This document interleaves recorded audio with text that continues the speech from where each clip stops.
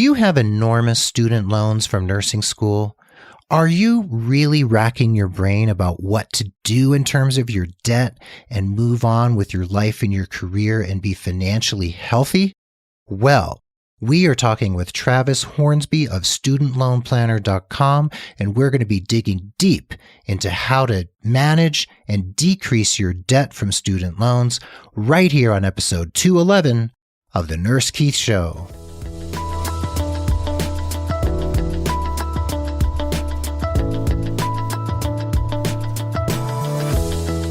And hello and welcome to the Nurse Keith Show. I am so grateful as always that you're listening.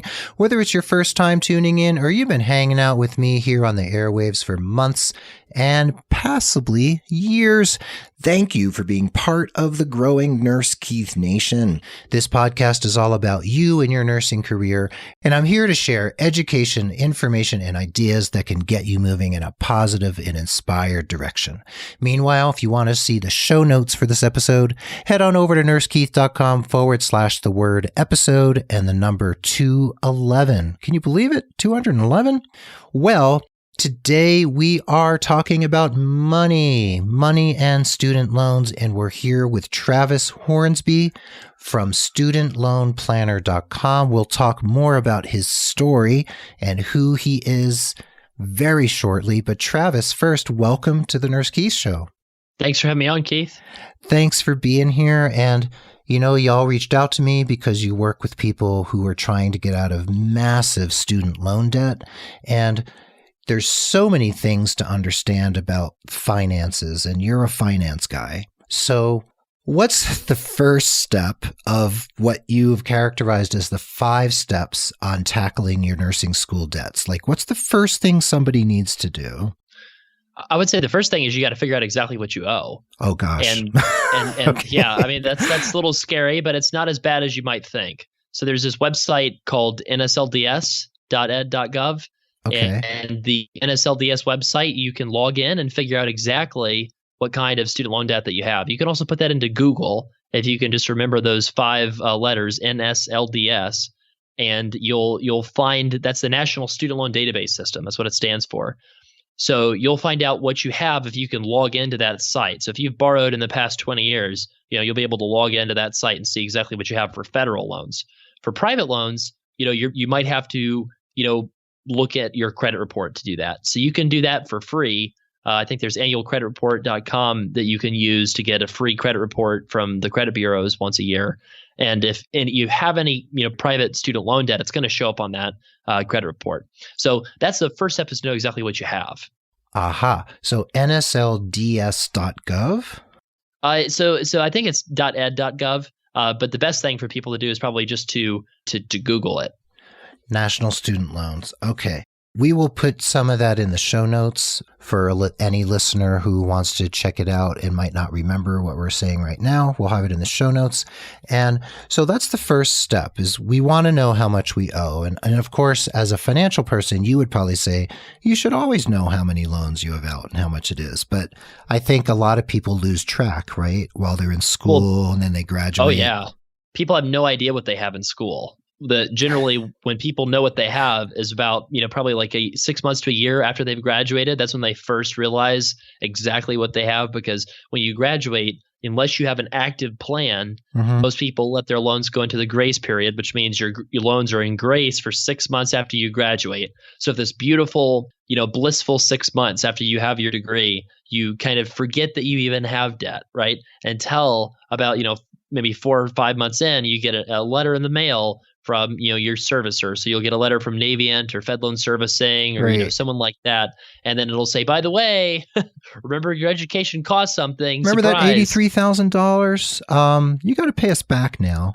Right, exactly. So you'll get that in the mail, right? And so then they'll tell you need to sign up for something. And so most people are going to look at that and they're going to say, oh gosh, can I just pay based on my income? That's the most popular thing that people do. Okay. And since 2010, people have really generally only taken out federal student loans instead of private student loans, which was kind of the main funding mechanism beforehand.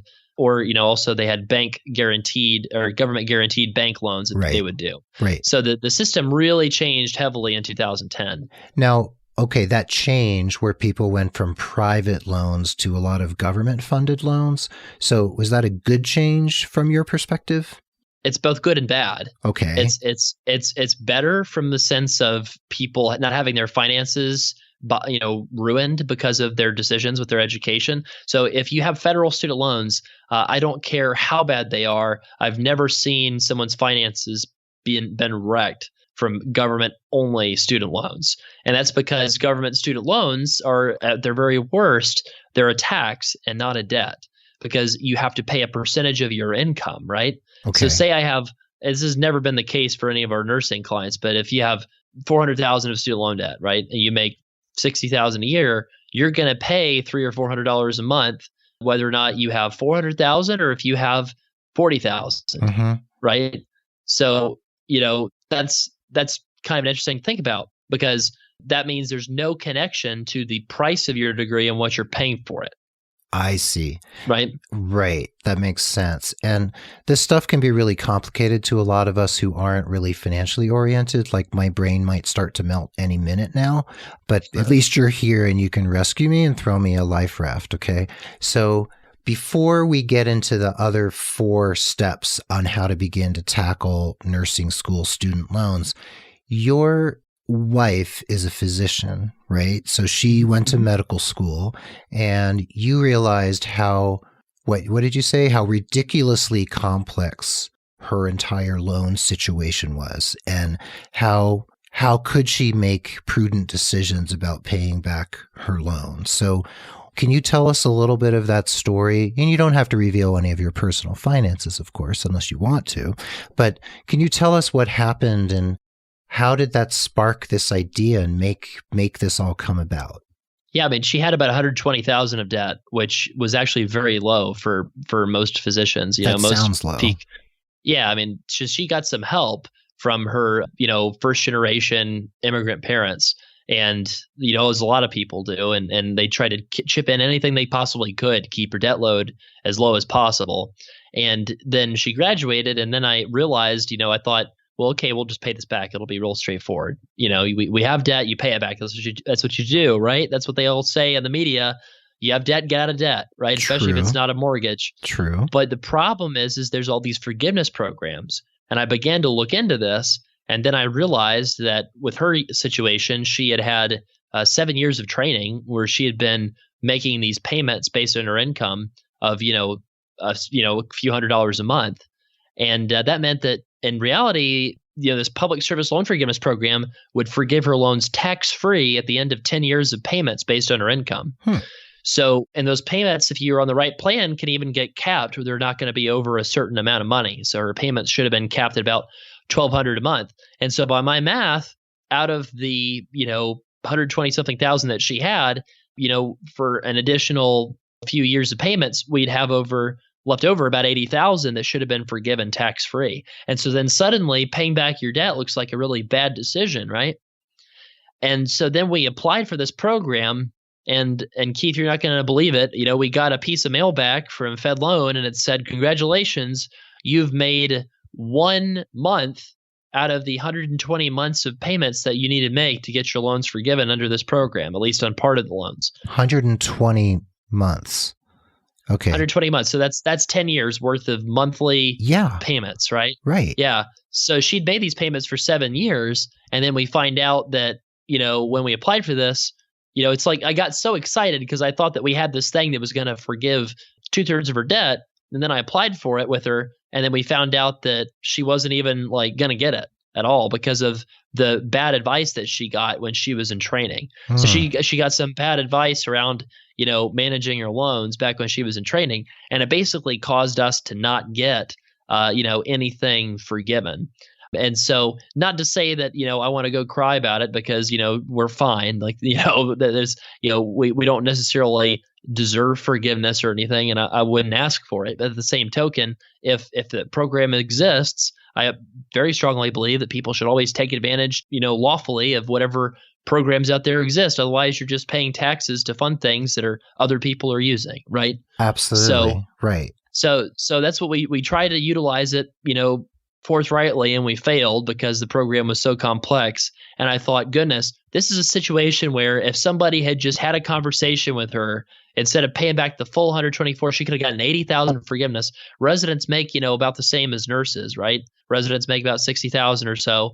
And so she literally could have saved, and take home pay for a nurse, maybe it's like 40, 50, 45K. So she could have almost saved 2 years worth of salary as a resident if she had simply got the right advice for an hour conversation a few years ago, prior to me meeting her. And I thought that was ridiculous. I thought that's just totally wrong, that level of a financial impact could have happened for somebody just based off of getting bad advice. That is ridiculous. So you founded studentloanplanner.com so that people can come to you and you charge a fee to help them navigate this so they don't make similar errors, right? Correct. Correct. And my brain did melt a little from that explanation. I'm going to have to go back and listen again because, money and stuff, I just my brain starts to malfunction, and I'm a business person, go figure. So you founded this, and then did you start working first with medical school graduates, or did you kind of begin reaching out across the board? Well, we started, I was a blogger at the time because okay. I had walked away from my bond trader career just to, for my mental health and sanity, right? Good and for you. And I was just having fun and blogging. And so I started, let me blog about these weird, complicated repayment programs, because I built a model that I used to figure out whether or not we should go for forgiveness for my wife. Yeah. And so I released that, and it went viral, and all these people started reaching out to me for help. And I said, well, it looks like this is where my talents could actually be of some use, versus just sort of, churning bonds and making money and, not having as much of a connection to my purpose. Wow. So, okay. So we started doing that. So it was very mission driven kind of focus. And so what we started to do is, I started giving a lot of advice to mostly dentists, veterinarians, and physicians early on, because that's the people who have the biggest debt loads, who the pain is the most severe. Hundreds of thousands generally, right? Yeah, exactly. Yeah. Whereas like a nurse, like the danger for nurses is honestly that they feel the pain a little bit, but not so much where they're motivated to do anything about it, where they get a plan, right? So because you go, $60K, it's a lot, but I'll eventually pay it off. So, but that $60K, you could potentially have half of that forgiven if you set up the right plan, and if you don't set up the right plan, you'll pay the full thing off. So $30K, that's a car. And so what we did, I'll try to simplify it a little bit to avoid the brain melt, because I know that my wife's not into money and finances, and so I know that what the feeling is like out there for folks that's not melting brains are messy when they start leaking out your ear and everything. So yeah. Well, so to be fair, if I had to place an IV line, I'm pretty sure I would melt someone's brain, and fair, literally instead of just figuratively. Okay. So so touche. But so let's say that for these forgiveness programs, basically all a nurse has to think about is it worth it to pay 10% of what you make a year to have your loans completely go away after 10 years of doing that? Does that make sense? Sure. Right. Like you lose 10% of your income to the government, and they say, okay, you're good with your loans if you make that payment.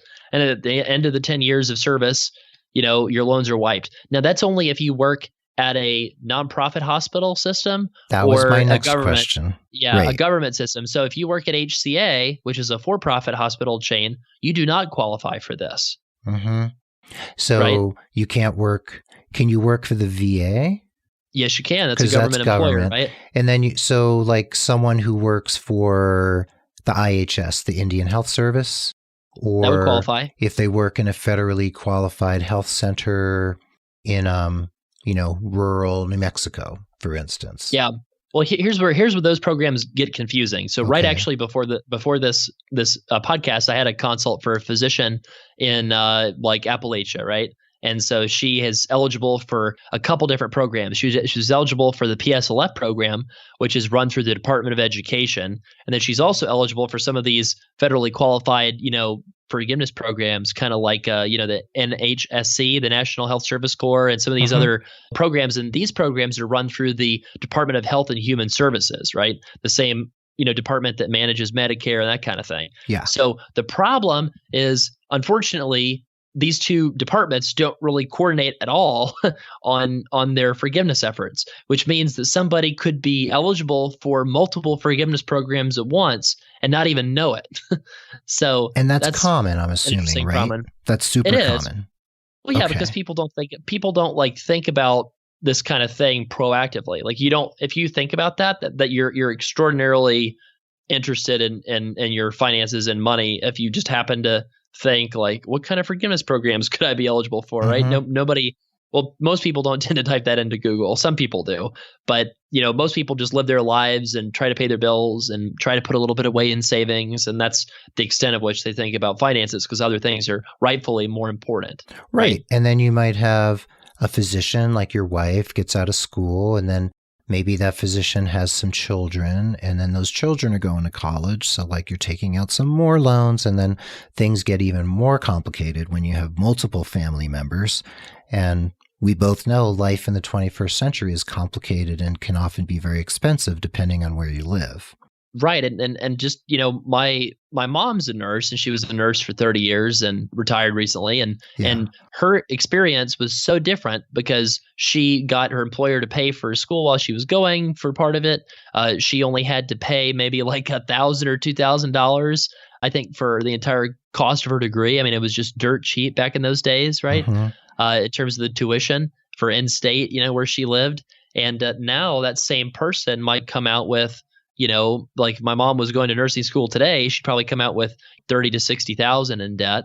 And that's if she didn't go back to one of these accelerated type programs. For a lot of the nurses that we deal with, kind of surprisingly have debt ranges in the $100,000 to $150,000 range. Ooh. And this is for nurses that are not even nurse practitioners. Most of them are nurses that went and got, bachelor's degrees after kind of, already having one. So they went back for an accelerated nursing program, or they went back for a master's degree that you could go directly into nursing. And so there's a lot of these universities that are coming out with these kind of programs because they're, one, helpful to get people into a great career, but two, because they make the university a ton of money.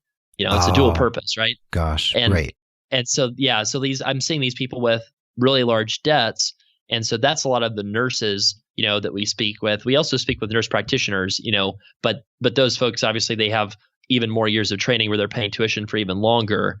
So their debt, you would expect it to be larger. Like for a nurse, you'd kind of expect the debt to be, maybe 1 time's income or less. But we're just seeing a lot of different things happening for a lot of the nurses we talk to. Yeah.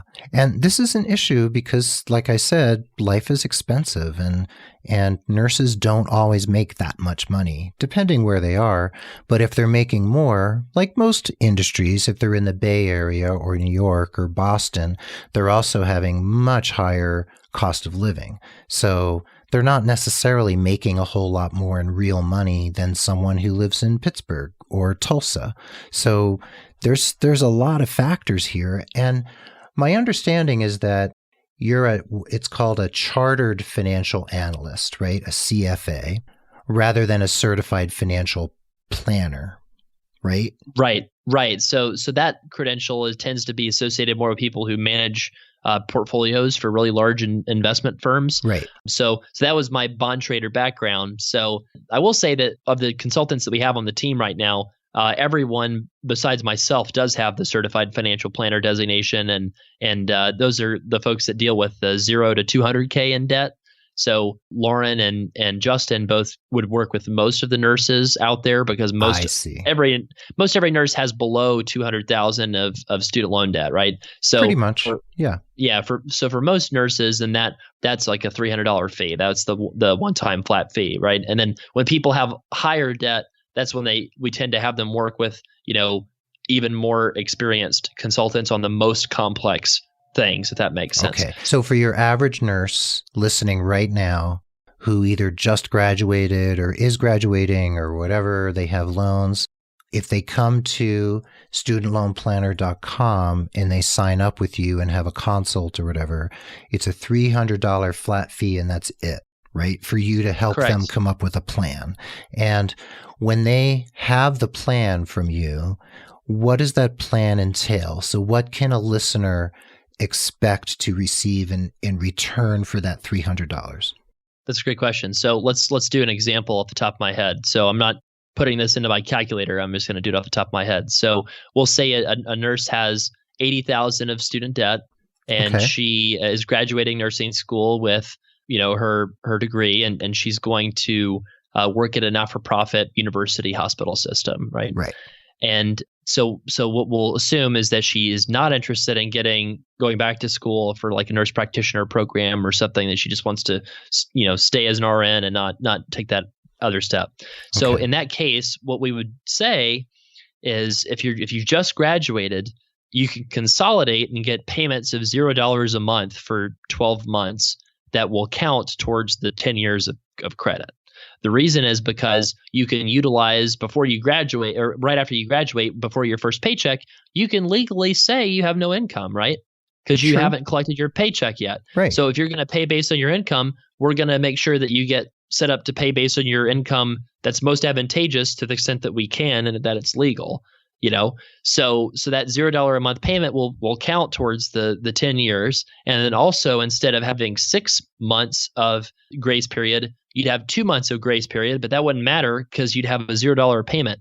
In fact, what that would do is get your loans forgiven 4 months sooner than if you had not hired us, right? So that's a consolidation. That's what that's called. Yeah. And this is something one of us would have a very hard time figuring out ourselves. Well, and nobody needs to pay to do that. And by the way, there's a lot of places that will call you from sort of scammy kind of sounding names. Yeah. And that's all they do is they consolidate your loans for you and get you signed up for a plan. And that's not the main value, in my opinion. That's certainly part of the value. You certainly can save money doing that, but you need to understand what's going on with your specific situation. That's what the value is, right? So the next thing that I would do is show them what the payments will look like over time based on their income. So I'll say, okay, your payment is probably going to be, after this initial zero period, is probably going to be between $200 and $400 a month. So that's pretty good to pay $200 to $400 a month on an $80,000 loan. Yeah, it's not bad. Right. It's not bad. So you'll pay total over 10 years, maybe $30,000, let's say. So you pay $30,000, but you owe $80,000, which means that you're going to get a lot of that forgiven. And, we'll also talk about retirement savings, how you can potentially lower your student loan payments by putting money into retirement savings. We'll talk about other things about their finances, like maybe you've thought about buying a house. Maybe you've thought about buying a car. Maybe you need to have us look at your emergency fund and see if your emergency fund is set up, or if you still have some credit card debt left over from nursing school that you need to clean up. So our intent, kind of like nurses look at the whole patient and think about whole patient care, we think about that for nurses. We care about your entire life, not just the one part, which is the student loans. Obviously, that's what we focus on. That's what the theme of the consult is getting the right plan for the student loans. But what we want to do is make you walk away feeling empowered, like you know exactly what's going on, instead of just feeling like you're kind of wandering around in the dark in a fog, trying to do the best you can. And so that's what the intent and purposes is. And if somebody has a problem affording that, we have a cheaper plan. It's a course that people can do it yourself with. And that's cheaper, but what I find is most people much prefer to pay the extra, couple $100 and work with actual human, where they don't have to just kind of figure it out by themselves. Yeah, and this is complicated stuff. And so, yeah, if you have time and you want to do it, that sounds great. Not what I would choose to do. And you were talking about empowerment, and you have... Let's see. You said you have consulted on over $500 million in student loans. You bring all of your bond trading of billions of dollars, all that savvy, that financial savvy you have to this work. And you've had over 1,500 clients and saved them over $80 million on their loans. So that's fantastic. And when we come back from the break, we are going to continue those 5 steps on how to tackle nursing student loan debts, how to deal with that overwhelming amount of debt, and then how to achieve financial independence. So don't touch that dial, and we will be right back after the break to dig even deeper with Travis Hornsby of StudentLoanPlanner.com.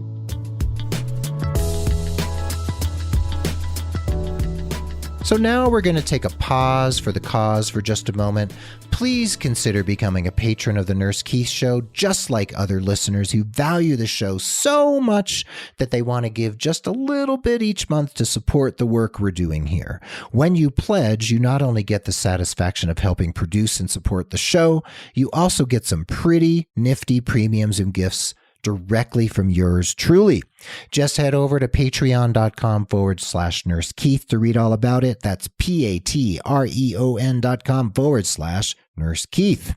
Also, please consider signing up for my newsletter at nursekeith.com so that you can receive my bi-weekly message just for you.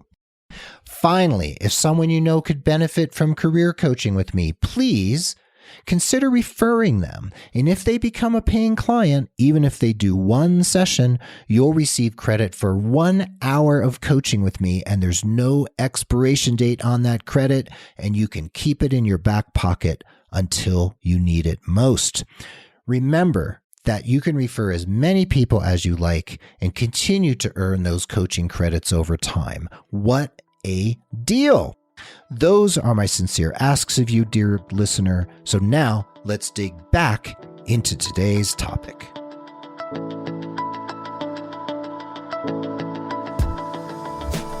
And we're back. Thanks for hanging out here on episode 211 of the Nurse Keith Show at nursekeith.com/the word episode and the number 211. We're talking with Travis Hornsby of studentloanplanner.com, and we are digging deep into money. And yes, my brain has almost melted several times. It might be completely decimated by the end of this episode, but you, dear listener, will have everything you need to make some prudent decisions, especially with the help of Travis and his team.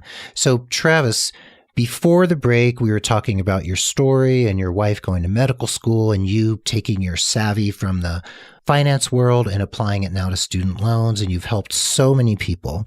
And we were breaking down a little bit when my brain started to melt about all of this stuff around loans and the things that most of us just don't know. And we're probably not going to find out unless we're super savvy and have a lot of time on our hands.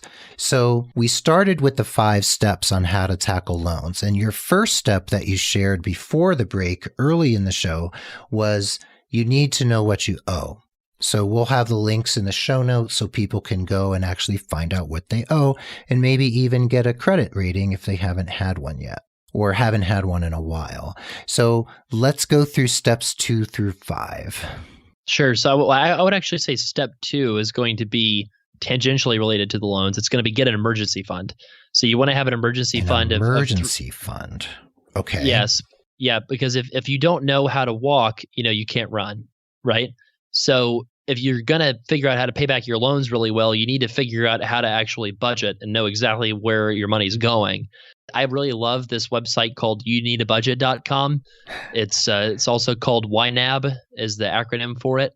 And I like it because I know exactly where my money's going ahead of time every month, and I don't have any unexpected surprises that aren't planned for. Okay, now, so you don't have youneedabudget.com, and that this is all about figuring out where you stand and where your finances are in the moment. Exactly. You'll figure out, what you can basically make a plan for where your money's going to go ahead of time. Whereas most budgeting apps look at what you already did and try to kind of do a post-mortem, whereas it'd be real good to do some preventative care, right? And figure out whether or not, the patient's going to die. I'm joking, but Got it. The goal is you need to have that emergency fund. So I suggest really 3 months of your expenses. And so what that makes you do is you got to figure out what that month of expenses is, which is good, right? Because you can't figure out what your number is until you know exactly what you're spending every month. True. So you figure out what you're spending every month, and then you multiply that by, 3 months expenses, and you want to have at least that. And then, you want to at least have a plan to work towards it. I'm not suggesting you ignore your loans until you get to 3 months expenses. I'm just saying that you need to have a plan for how to get to that 3 months expenses and pay off your credit card debt. Sure. Okay. Kind of first before dealing with the loans. Great. So hold on. So 1 was finding out what you owe. 2 is coming up with a plan using potentially youneedabudget.com and your services. having an emergency fund with up to 3 months expenses, which takes knowing what your expenses are and where your money's going. So those sound really important. And where do you go from there once you know those big pieces of information? What's next? Well, so third is you're going to need to figure out if you're going for refinancing or forgiveness. Refinance or forgiveness. Okay. So unpack that for us. You can refinance right after you graduate, like if you have loans from 5 different sources? Yeah. So for example, we can put this link in the show notes, but you could refinance, so I'll give you an example why you would refinance. So if you have a 6% interest rate and you could get a 5% interest rate, you would rather have the lower interest rate if your goal is to pay back your debt in full, right? Right. Okay. It's kind of like a mortgage. You want the lowest interest rate possible. So the government loans have better kind of repayment plan protections and better forbearance, and you can pause payments whenever you want. So there are some scenarios where you might want to kind of keep your loan with the government and even pay a higher interest rate. If your finances aren't rock solid, I would not refinance. But if your finances are rock solid and you want to pay back your debt and you know that you need to pay it back, then what you can do is basically transfer it to a private lender after applying online, and then you can get a lower interest rate. And then on top of that, lower interest rate for student loan planner readers, you get generally $200 to $1,000 for refinancing as well. So as a cashback bonus. And what's nice is you can do that multiple times. So you can refinance for a 10-year loan and then paid some of it down, and then you can refinance again with somebody else and get another bonus. So it's kind of like a lot of people like doing credit card rewards and travel hacking and that kind of thing. You can do that for your student loans. And most places retain all of that as their earnings and don't release that to the reader of the website. So my approach, because we have a lot of consulting business, is that I want to make sure that our conflict of interest is very low. So that means if we're not making a lot on the refinancings compared to other sites, then our conflict of interest is less, which means that people hopefully can trust us more. So, and the only reason I have the refinancing links on the site is because the borrowers are better off because of it. Because if they just applied directly to the company, they would get no cashback bonus. Right. So that's refinancing. So refinancing, let me give a picture of a nurse that should refinance. Nurse that works at HCA that knows she doesn't qualify for any special like state or federal repayment deals. So at a for-profit employer, only owes $40,000. That person needs to refinance and cut her interest rate down to a couple percent or something. That's the person at the private sector. Now the forgiveness person is somebody who tends to owe more than what they earn. They tend to work at one of these federally qualifying health centers or Indian Health Service or some other not-for-profit facility, like maybe like a giant university hospital system like UPenn Health or Vanderbilt Health or something like that. And that person probably needs to see if they're eligible for public service loan forgiveness. So there's a lot of other ones, but the main one is public service loan forgiveness. So step 3, right? If you know you need to pay it back, refinance, get a lower interest rate, and get on the path to full repayment. If you need to go for forgiveness, sign up for the Public Service Loan Forgiveness Program by sending in your certification form to prove your employment. Right. So I do know people who've done that. They've worked on the Navajo reservation out here. They work in federally qualified health centers in the cities or very rural areas, or in the city where you've got federally qualified health centers serving underserved populations. So usually it's vulnerable populations that you're working with. Let me just give you a scenario before we move on to step 4.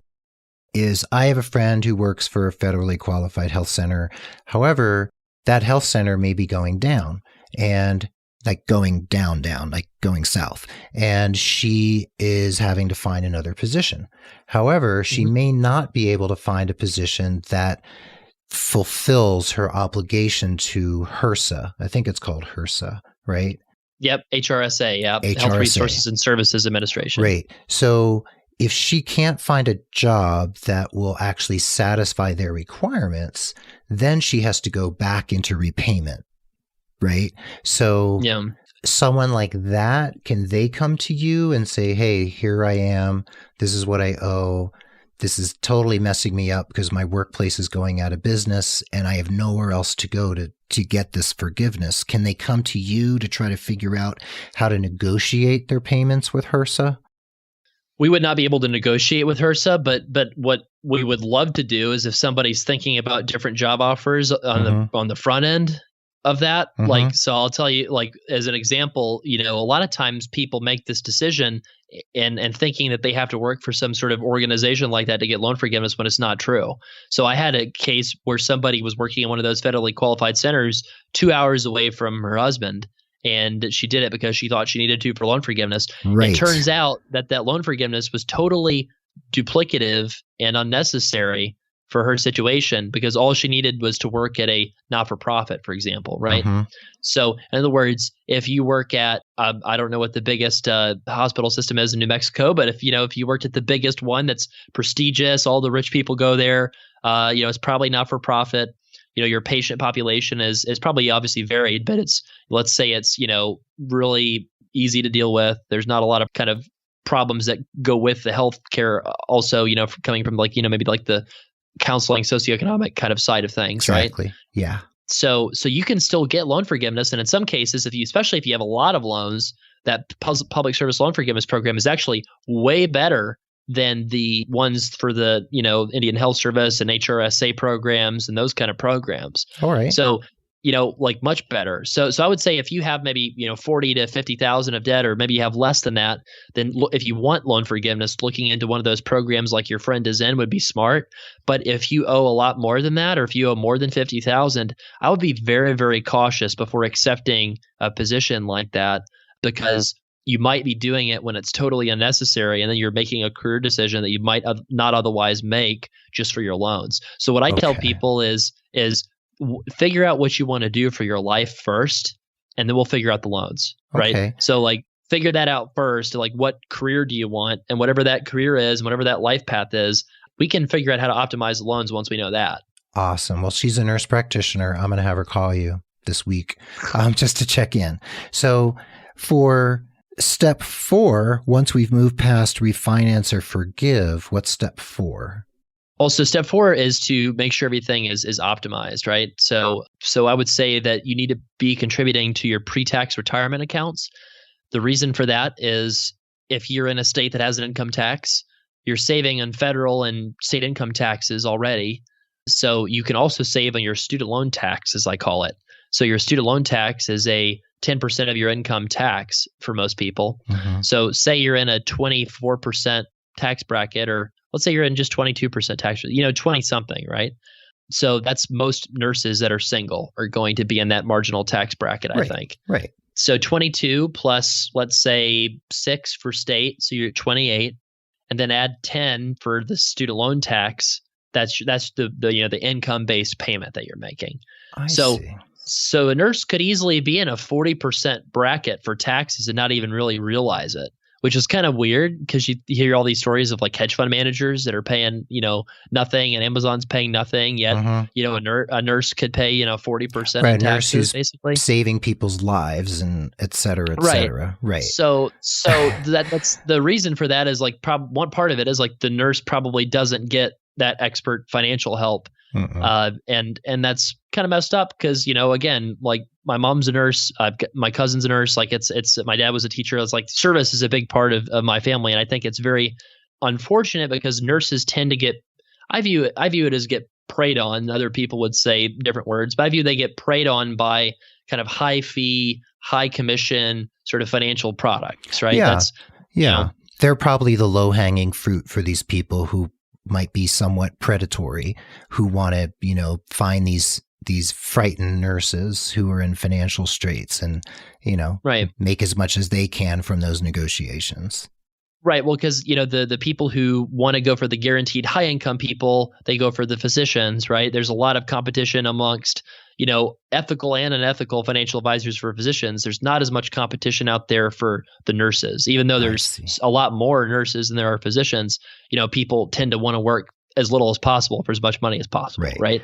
So that's why you have that problem. So step 4 would be optimize your situation. So picking the right plan, Mm-hmm. filing taxes the right way if you're married. That's one thing that we have to give advice on. Sure. Is how to optimize that if you're married and you don't want your spouse's income to be counted in your repayment. So 4 is optimize, and then 5. I'm sure everybody's excited for Drum 5, roll, right? please. Okay. Number 5. 5 is think about your loans once a year. Once a year. So that's a little bit kind of anticlimactic, right? But the reason is if you're going for a loan forgiveness program, you want to submit whatever you need to submit, your income certification, your forgiveness stuff, all that stuff. You want to do it at the same time. Like anything you have to do for your loans, you do it once a year at the same time. And that way you don't have to think about your loans more than one time a year. Whew. And then if you refinanced, you're already paying down your loans, then I would say, think about can you find a better interest rate than what you have? Think about that once a year. Yeah. Right. And that way, what's exciting is you can go on and live your life and not have your loans kind of cause this constant state of anxiety that it causes so many of the people that reach out to us. Luckily, like I said, nurses tend to have debt-to-income ratios that are not the worst. A lot of our people, like veterinarians, chiropractors, their debt-to-income ratios are over 5 to 1. Oh, so they yes. owe more than 5 times their income in debt. Absolutely. So a lot of those people, I mean, that's the people we get, frankly, contacting us in some cases, or even having, suicidal ideation, unfortunately, because of their debt. Now, but still, any debt is going to cause anxiety amongst people, right? So that step 5 is to just manage that anxiety by thinking about this really good plan you have in place one time a year, so that you can focus your mental energy on things that you do enjoy instead of things you don't enjoy, like paying loans, which I've yet to find somebody that enjoys that. There's plenty of other fun things to do in life, and I encourage my clients to have fun and experience pleasure and leisure. So we need room for stuff like that, because nurses work really hard too.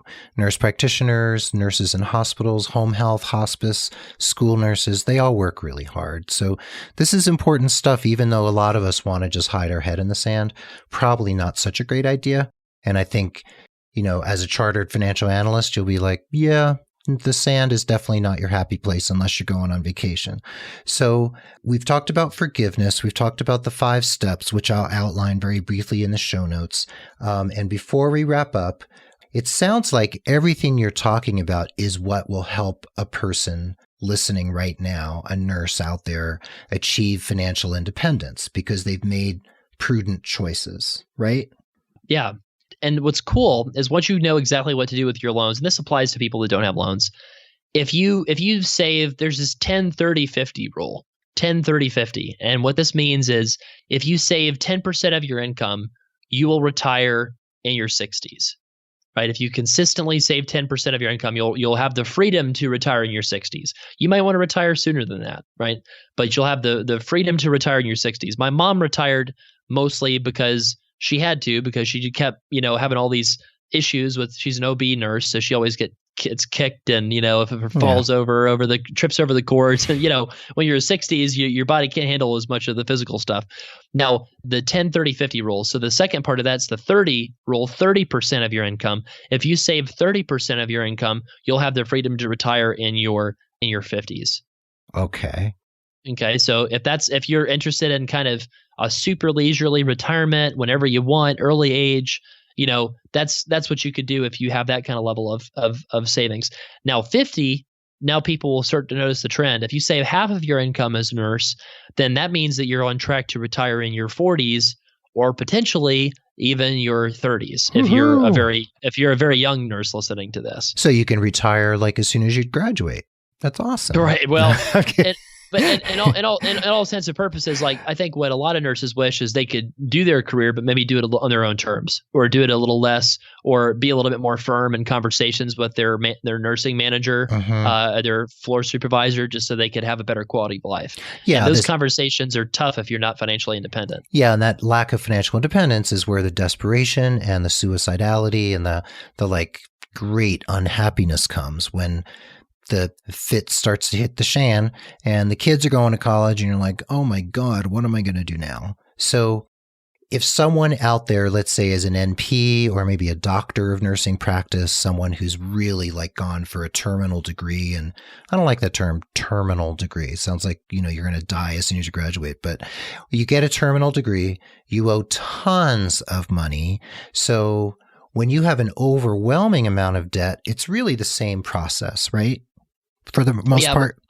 Well, it is the same process. It just becomes a little bit more complicated. You're talking about bigger numbers, so the room for error is greater. And so for that reason, we tend to pair folks with the more debt with the most experienced, consultants. Not to say that the ones that work with our, 0 to 200K people are not experienced. It's just I've done probably thousands of plans. So, I work with the most complex cases and charge more. And then that way I've freed up the ability for people to get that help for an even better price. And that was the intent for bringing people on, basically. I see. Okay. So yeah, but DNPs, we work with tons of DNPs, and I would say that the numbers are just bigger, and the mistakes that can happen are just larger.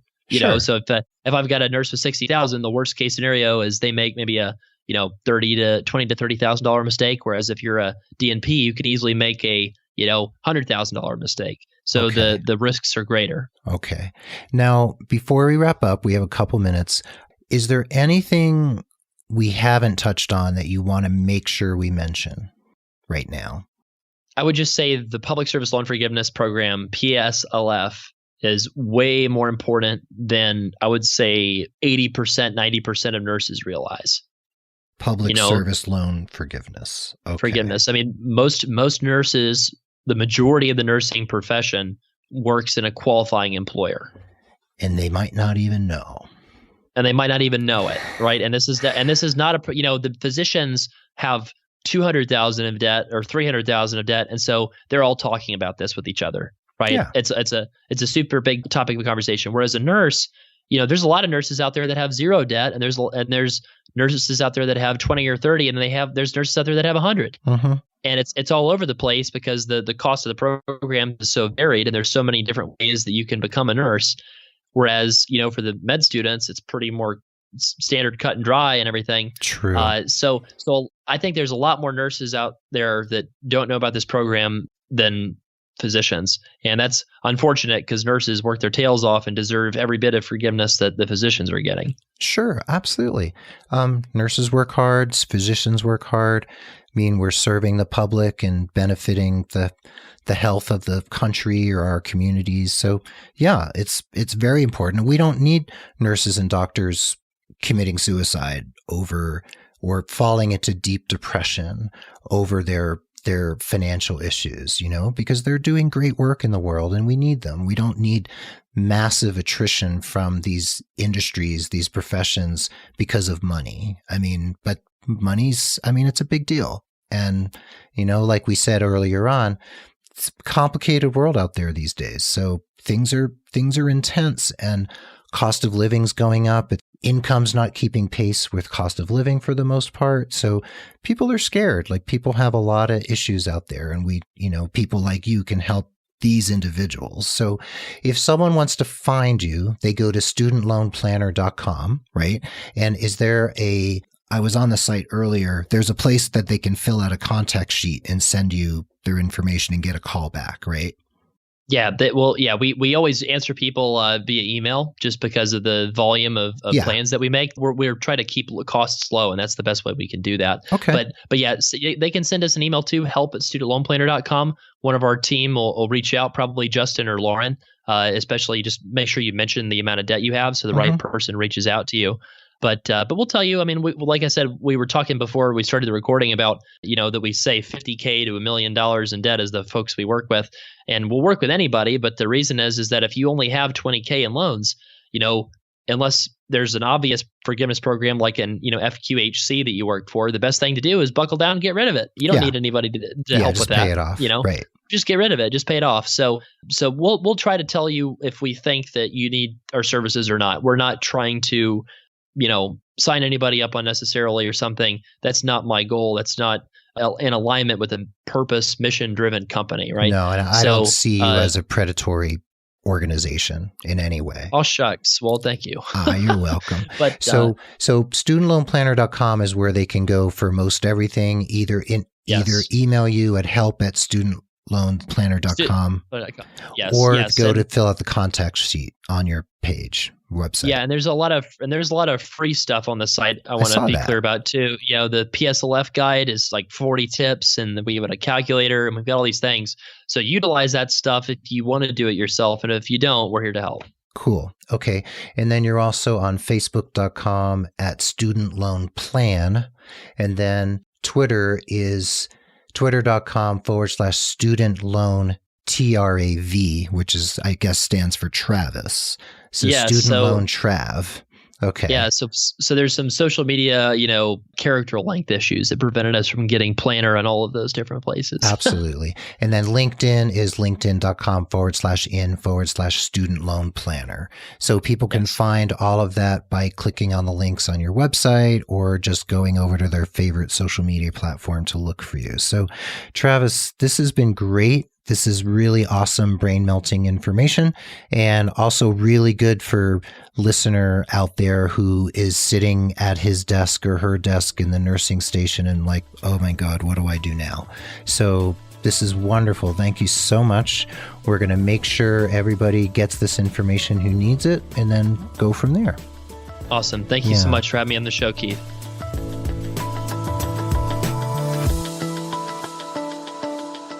There you have it. Thank you for listening to The Nurse Keith Show. Remember, the show notes for this episode are at nursekeith.com/the-word-episode and the number 211.